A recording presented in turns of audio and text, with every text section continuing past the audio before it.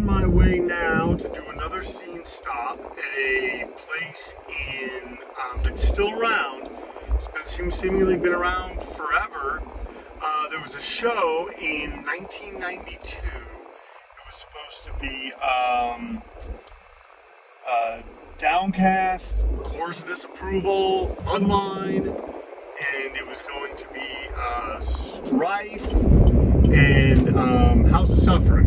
And then House of Suffering dropped off. And then I want to say that Mean Season got on, so they were opening, and I think Strife was still playing.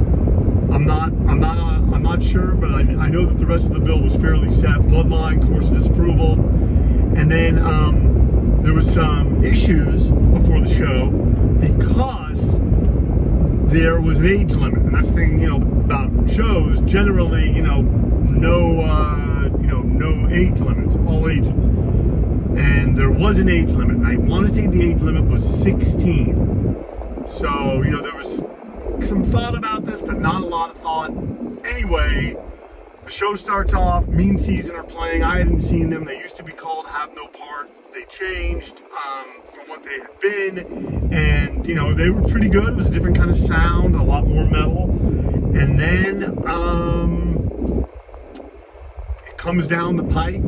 In the middle of the Mean Season song, Isaac from CHORUS of Disapproval got on stage, the promoter got on stage, they're all talking to the singer, and apparently there was a person who couldn't get in, and I think they were like 14, and so all the bands left, all the bands stopped playing, like everyone, and the promoter tried to take the mic, and I think the promoter said well, Chorus doesn't want to play, and Isaac was very quick. He goes, DOWNCAST aren't going to play, Strife won't play. He just listed off all the bands. He's like, yeah, those bands won't play either.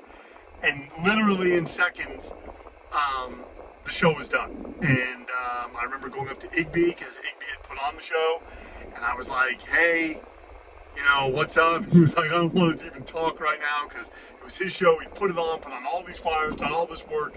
I don't even think, short of the time that it took for the bands to get set up to play, kind of like that time, I don't think Mean Season had been playing for longer than 10 minutes, and the show was over. So that's where we're headed right now.